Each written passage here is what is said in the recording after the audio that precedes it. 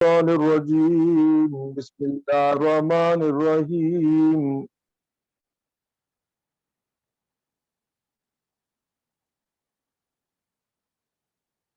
أفتمارونه على ما يرى تو کیا تم ان سے یعنی حضور صلی اللہ علیہ وسلم سے جھگڑتے ہو اس بات میں کہ انہوں نے شب معراج میں جو دیکھا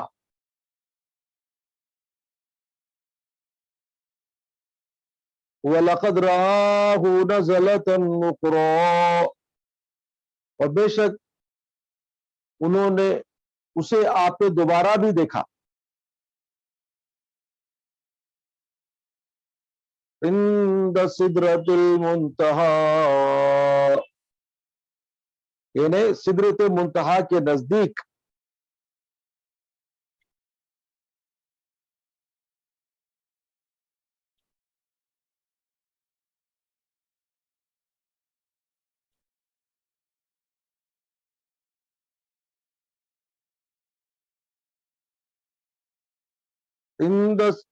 عندہا جنت المأوا یعنی اس سدرہ کے نزدیک جنت ماوا بھی ہے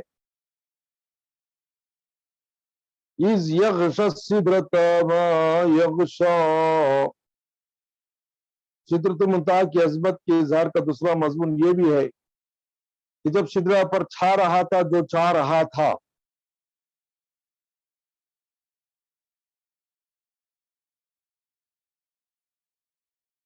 ما زاغ البصر وما طغى آنکھ کسی طرف نہ پھری یعنی حضور صلی اللہ علیہ وسلم کی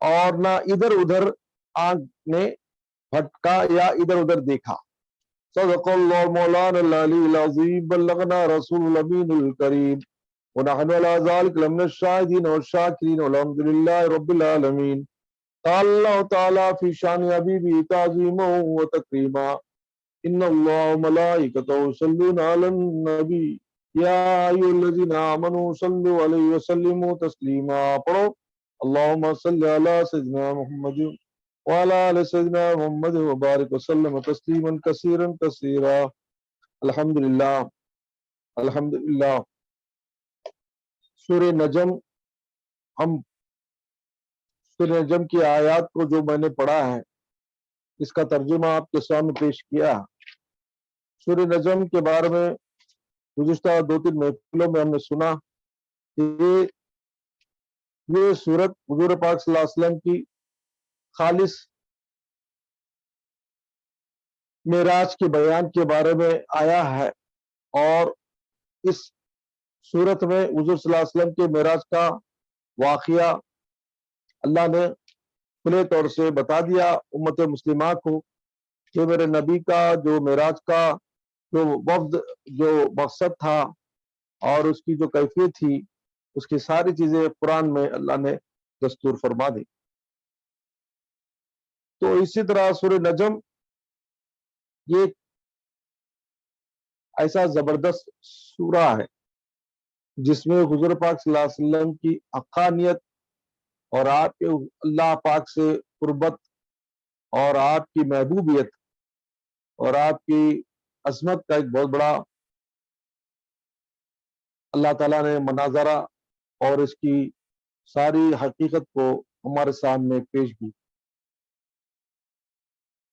پہلی آیت افتمارون علی ما یری یعنی حضرت حضور صلی اللہ علیہ وسلم نے جب معراج کا سفر کا پورا بیان کافروں کے سامنے کیا تو کافروں نے آپ سے بحث شروع کر لی کہ راتوں رات آپ 7 آسمانوں کی پہلے تو مکے سے بیت المقدس پہنچے اور اس کے بعد وہاں سے آسمانوں کی سیر 7 آسمانوں کے اوپر پھر سدرۃ المنتہا پھر اللہ کی طرف دیدار کا سفر یہ ساری چیزاں اور بھی رات کے کچھ حصے میں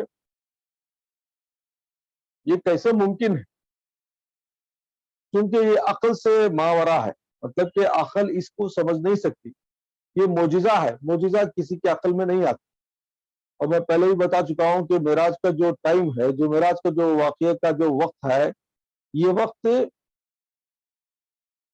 ٹائم لیس ہے، مطلب یہ کہ ایک آسمان کے اوپر جب چلے جاتے ہیں کوئی، چاہے وہ سیٹلائٹ ہو چاہے وہ ایسٹروناٹس ہو، ان کے لیے ٹائم کا کوئی حساب نہیں ہوتا، کیونکہ ٹائم ہمارے کو سورج کے طلوع سے سورج کے غروب کا ٹائم ہم کو معلوم ہے۔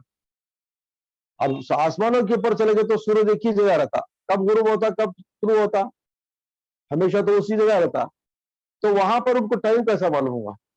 تو جو ٹائم کے ہم دنیا میں زمین میں دیکھتے ہیں، that is based on the sunrise and sunset. تو یہ سسٹم ٹائم باؤنڈ سسٹم اور ٹائم کا جو محاورہ ہے، جہاں ٹائم کا جو کیلکولیشن ہے، only on the earth, not on the skies, not in the other planets. So حضور صلی اللہ علیہ وسلم کی جو سفر کی جو حالت تھی، مکے سے بیت المقدس، بیت المقدس سے سات آسمان کا سفر کا جو ٹائم تھا، یہ دنیا کے لحاظ سے سمجھ نہیں سکتے۔ دنیا میں اگر کسی کو ٹائم فریز کر دیا جائے، ٹائم اس کو کھڑا دیا جائے، کئی گھنٹے کئی دن بھی اگر ٹائم کھڑا دیں گے، آپ واچ کھڑا دیں گے تو وہی ٹائم بتائے گا۔ تو دنیا کی ٹائم کی جو کیفیت ہے وہ سورج کی گردش ہے، سورج کا رائز اینڈ سیٹ ہے۔ تب وہ سورج کی گردش کو روک دیا تو یہ اللہ کی قدرت ہے کہ اللہ جس کو چاہے گردش کرے نہ کرے، کس کو روکے نہ روکے، اس کی شان قدرت ہے وہ۔ تو اللہ تعالی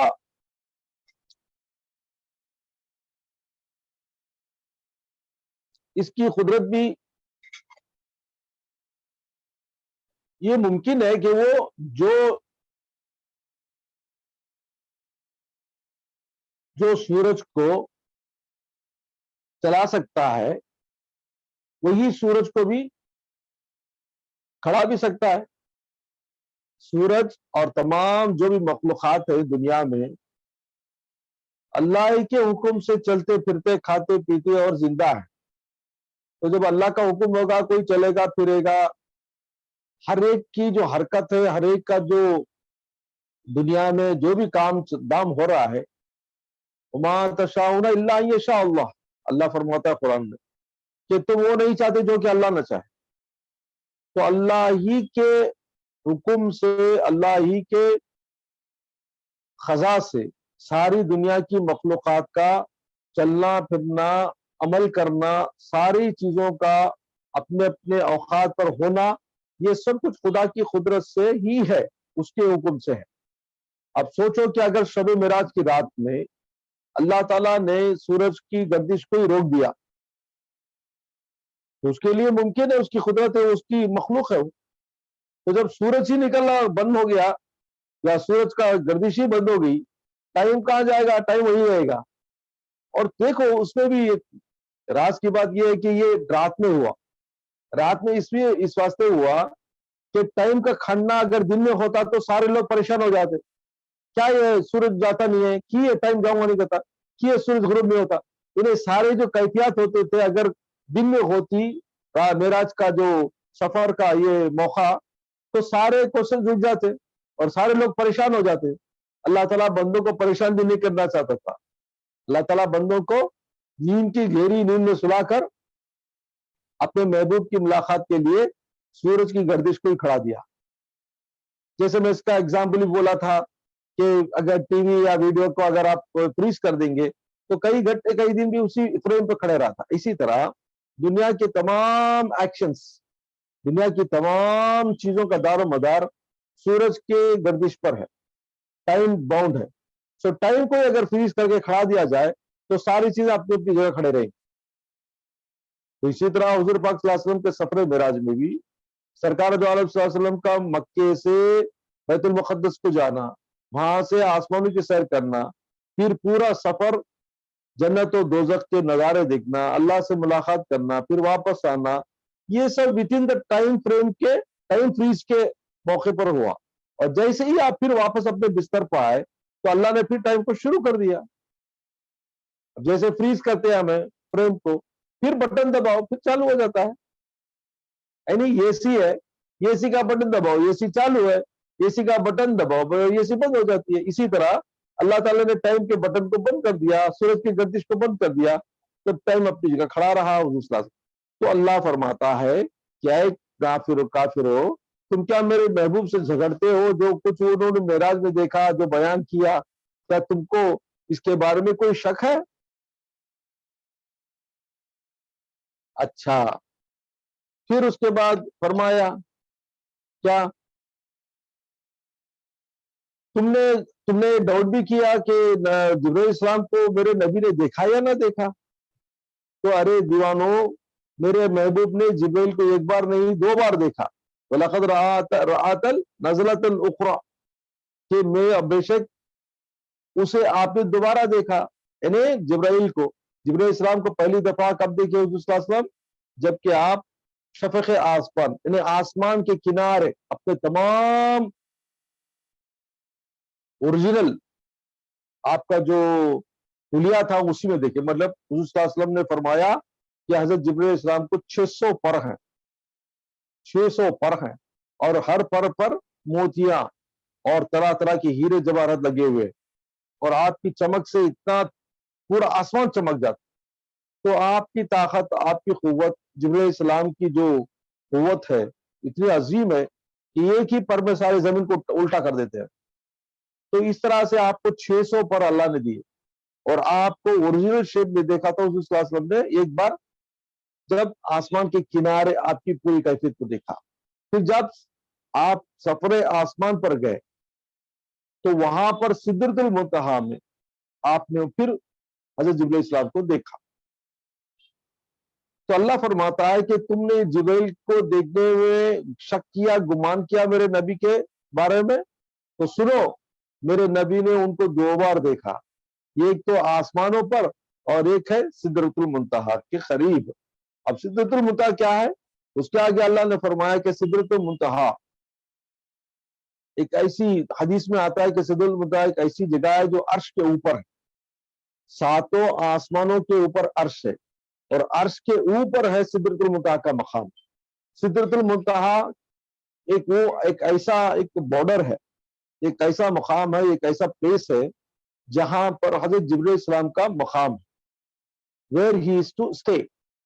جبرائیل السلام کے لیے اسٹے کا پلیس, مقدس پلیس ایک بیری کا جھاڑ ہے, بیر کا جھاڑ ہے. اور حدیث میں حضور صلی اللہ علیہ وسلم نے بیر کے جھاڑ کے بارے میں یا بیری کے جھاڑ کے بارے میں یوں تفصیل بیان کی کہ اس کے پتے ہاتھی کے کانوں کے برابر ہے, اور اس کے پھل مٹکوں کے برابر ہے.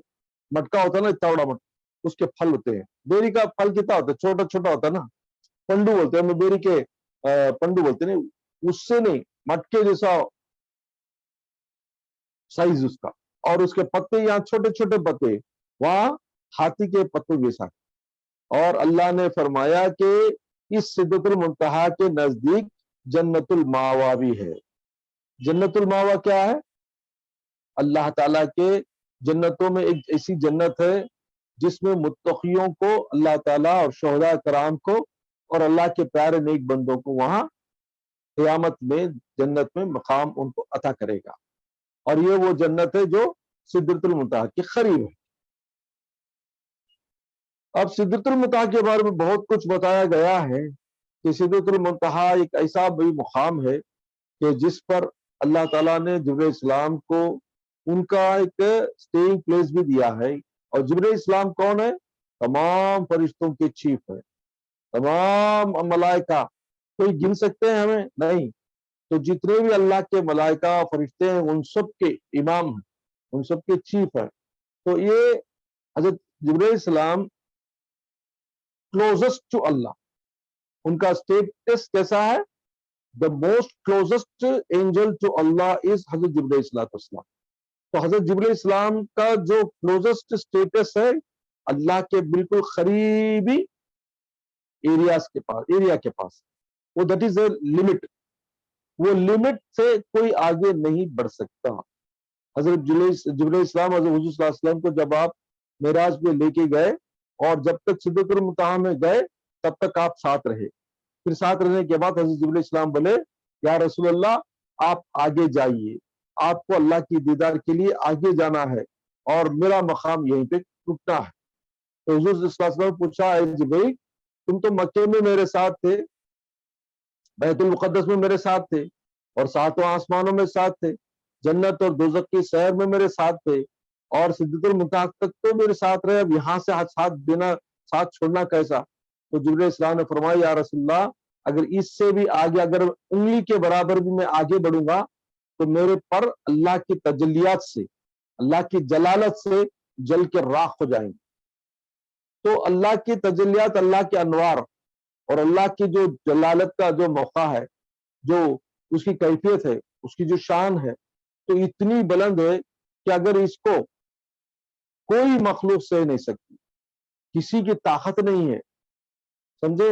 تو ایسے مقام پر جہاں پر تجلیات شروع ہوتے ہیں، جہاں کے انوار شروع ہوتے ہیں، تو وہاں پر حضرت جبرائیل السلام بھی آگے نہیں بڑھ سکے، تو وہاں سے حضور صلی اللہ علیہ وسلم کو آگے بڑھنے کی آپ نے صلاح دی۔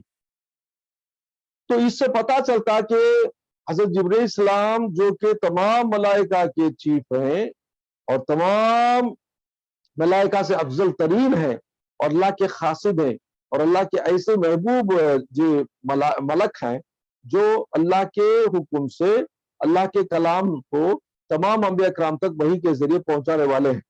آدم علیہ السلام سے لے کر حضور پاک صلی اللہ علیہ وسلم تک جو پیغمبر تھے، جو پیغام اللہ کا رسال کرتے تھے اور جو پہنچایا کرتے تھے، یہ آپ کی ڈیوٹی تھی۔ تو ایسے پیارے ملک کا مقام اور سٹیٹس یہاں تک ہے کہ وہ آگے نہیں بڑھ سکتے ایک انگلی کے برابر بھی۔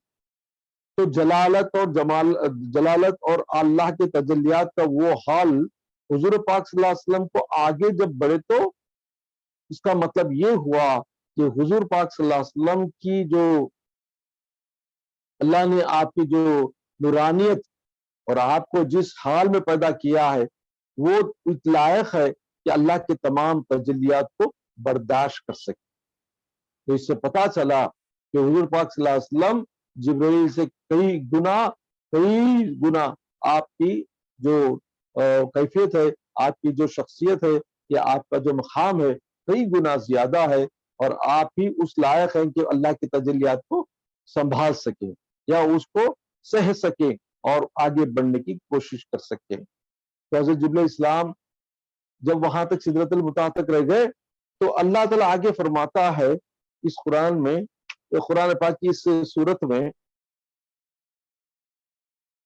عند سدرۃ المنتہا عندہا جنت المأوا، جنت المأوا جو سدرۃ المنتہا کے قریب ہے، یہ متقیوں کے جنت کا مقام ہے کہ اللہ تعالیٰ قیامت کو ان کو مقام عطا کرے گا۔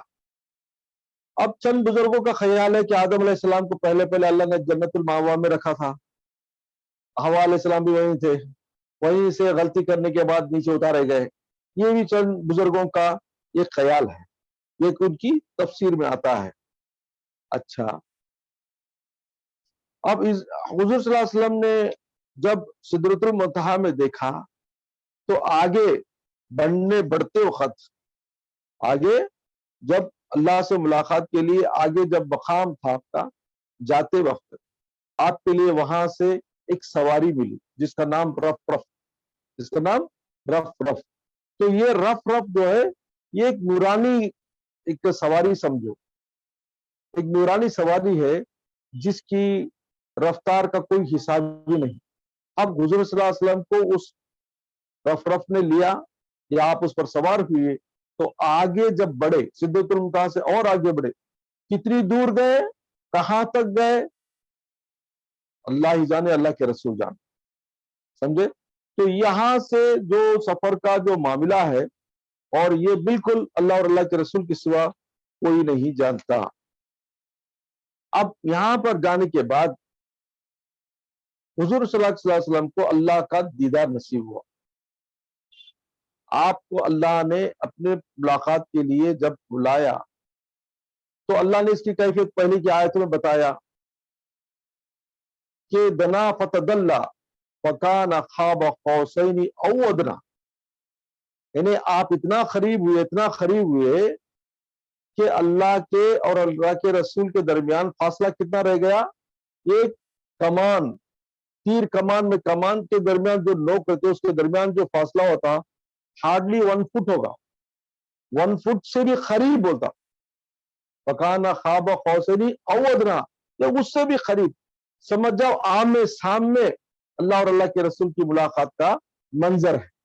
اب ایسی ملاقات کے منظر میں حضور پاک صلی اللہ علیہ وسلم اللہ کو اپنے مبارک آنکھوں سے دیکھ رہے ہیں، تو اللہ اس کا جو انداز ہے بولنے کا کیا پیارا ہے. دیکھو، ما زاغ البصر، آنکھ کسی طرف نہ پھری. یعنی محبوب کی آنکھ، حضور پاک صلی اللہ علیہ وسلم کی آنکھ اللہ کی تجلیات کو دیکھنے کے وقت ہماری آنکھیں یا سورج کو سورج کی روشنی کو ہماری آنکھیں نہیں دیکھ سکتی، تو سوچو کہ سورج اور تمام کائنات کو بنانے والے کا نور، اس کی تجلیات اور اس کی انوار اور اس کی لائٹ پاور کتنا ہوگا. تو ان آنکھوں میں طاقت ہے دیکھنے کی؟ نہیں. یہ سورج کی روشنی کو ہی نہیں دیکھ سکتی، یا 1000 واٹس کے بلب کو نہیں دیکھ سکتے ہم. تو ایسی تجلیات و نورانیت کا جو مرکز ہے اللہ رب العزت کی ذات مقدس، ویسی تجلیات مرکز، ویسے نورانی مرکز کو حضور پاک صلی اللہ علیہ وسلم کی آنکھوں نے کیا کیا؟ ما زاغ البصر. تو حضور صلی اللہ علیہ وسلم کی آنکھ کو نہ ادھر پھری نہ ادھر پھری، یعنی آپ آنکھ بھی جھپکے نہیں. اب کوئی چیز روشنی دیکھتے میں کیا آنکھیں بند کر لیتے ادھر ادھر الٹی پھیلا دے. حضور صلی اللہ علیہ وسلم کی آنکھ نے نہ ادھر دیکھا نہ ادھر. ما زاغ البصر وما طغى، اللہ نے فرمایا کہ آپ کی آنکھوں نے نہ ادھر ادھر آنکھ پھیری نہ ادھر ادھر بھٹکی. تو سوچو کہ حضور پاک صلی اللہ علیہ وسلم کے آنکھوں کی طاقت کا معاملہ کیا ہوا.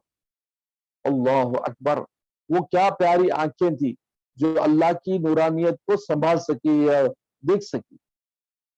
تو اس سے پتا چلا کہ حضور پاک صلی اللہ علیہ وسلم کی جو نورانیت کی شخصیت ہے یہ ماورا ہے، انسان سے ماورا ہے. جس کو لوگ بشر سمجھتے ہیں وہ بشر ہی کہاں ہے. بشر کی طاقت ہی کہاں ہے آسمانوں کی سیر کرے. بشر کی طاقت ہی کہاں ہے سدرۃ المنتہا تک پہنچے. بشر کی طاقت ہی کہاں ہے آگے بڑھ سکے. بشر کی طاقت ہی کہاں ہے جو اللہ کے انوار کی تجلیات کو سنبھال سکے. پورا بدن بھی سنبھالنا ہے. اللہ کی تجلیات آنکھ فقط نہیں، اس کی جو روشنی ہے، اس کا جو نور ہے، تمام بدن نہیں سہ سکتا. جیسے حضرت موسیٰ علیہ السلام نے اللہ سے فرمایا ربی ارنی انظر الیک، یا اللہ کب تک میں پردے کے پیچھے سے تیری باتیں کروں. جب بھی اللہ سے باتیں کرنے جاتے موسیٰ علیہ السلام، پہاڑ کوہ طور پر پیچھے سے آواز آتی ہے اور اللہ سے باتیں کرتے. آپ نے فرمایا یا اللہ کب تک پردے میں رکھ کر میں تیرے سے باتیں کروں، ذرا سامنے آ، میں تجھے دیکھنا چاہتا ہوں. ربی ارنی، اے میرے رب میں تجھے دیکھنا چاہتا ہوں. انظر الیک، ذرا تیرا ایک نظارہ مجھے بتا دے. تو اللہ نے فرمایا لن ترانی لن ترانی لن ترانی، اے میرے پیارے موسیٰ تو مجھے نہیں دیکھ سکتا، تو مجھے نہیں دیکھ سکتا. تیری آنکھ میں طاقت نہیں ہے، تیری شخصیت میں وہ طاقت ہے کہ وہ تجلیات کو سنبھال سکے. حضرت موسیٰ علیہ السلام بڑے اللہ کے لاڈلے تھے، ضد کرنے لگے یا نہیں میں دیکھنا ہی چاہتا. تو اللہ نے فرمایا تیری ایسی ضد ہے تو دیکھ، وہ پہاڑ کو دیکھ، دور پہاڑ ایک ہے، وہ پہاڑ کو دیکھ. اگر اس پر میری تجلی جب میں پڑیں گی تو اگر تو اس کو سنبھال سکے گا تو سمجھ جا کہ تو میرا دیدار کر سکتا ہے.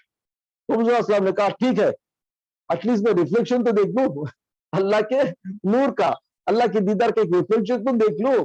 راضی ہو گئے. تو فرماتے ہیں کہ مفسرین کرام اور تفسیر میں آتا ہے کہ اللہ نے اپنے تجلیات میں 70,000 پردوں میں، یعنی with shades of 70,000 veils، اللہ تعالیٰ کی تجلی ایک چھوٹی سی تجلی کو طور پر ڈالا تو وہ طور جل کے راکھ ہو گیا تجلی کی پاور میں. تو موسیٰ علیہ السلام بے ہوش ہو کے گر گئے. موسیٰ علیہ السلام بے ہوش ہو کے گر گئے. There was no direct contact, there was no direct vision of Allah, but still the reflection of Allah's nur on the mountain he could not tolerate. His eyes could not tolerate, his body could not tolerate, his heart could not tolerate, his brain could not tolerate. he just fell unconscious, बेहोश हो गए. तो तजल्लियात का हाल ये है कि दूर पहाड़ पर जब तजल्ली गिरी तो इनके हाथ से देखने नहीं हुआ. हालांकि तमाम इंसानों में पैगंबर को अल्लाह ताला ताकत 40 आदमियों की ताकत देता है और उनकी जो जिस्मानी ताकत होती है वो भी ज्यादा होती है और उनकी जो ताकत अंदरूनी ताकत बातनी ताकत होती है वो भी एक्स्ट्राऑर्डिनरी होती है, क्योंकि they have to take the full power of Allah message and they have to spread through the through their heart to the public. तो उसके लिए उनका पावर, इंटरनल पावर भी अल्लाह इंक्रीज कर देता है.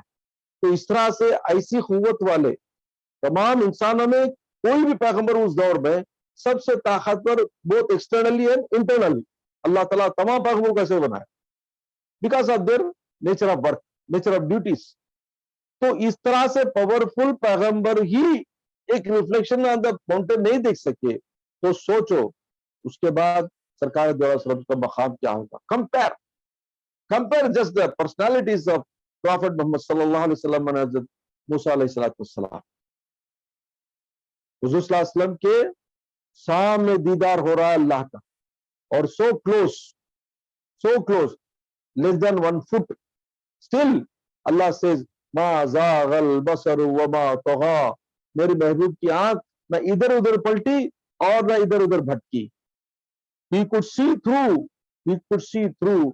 और मा फुआदुल व मा, जो आंख ने देखी, जो आंख ने देखा उनके दिल ने उसको झुटलाया नहीं. मतलब कि जो कुछ देखा सच.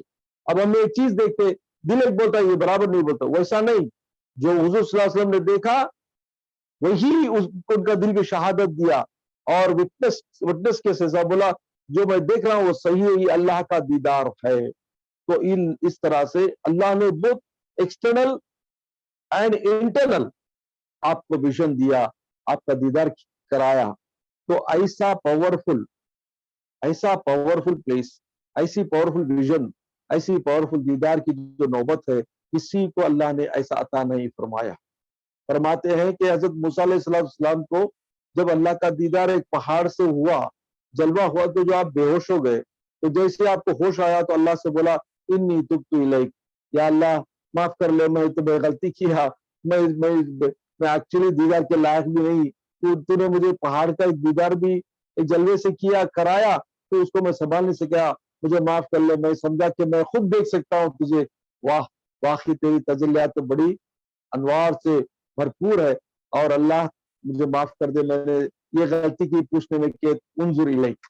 खैर, तो बताते हैं कि हजरत मूसा अलैहिस्सलाम जब एक बार ऐसी कैफियत से गुजरे, अल्लाह का दीदार पहाड़ के तजल्ली से जब गुजरे, जैसे आप पहाड़ से उतरे अपने लोगों के पास गए, तो जो भी आपको देखता आपके चेहरे के नूर से, आपके बदन के से जो अनवार निकलते थे, जो तजल्लियात निकलते थे अल्लाह की तजल्लियात के, जो देखता अंधा हो जाता था. आपको जो देखता था अंधा हो जाता था.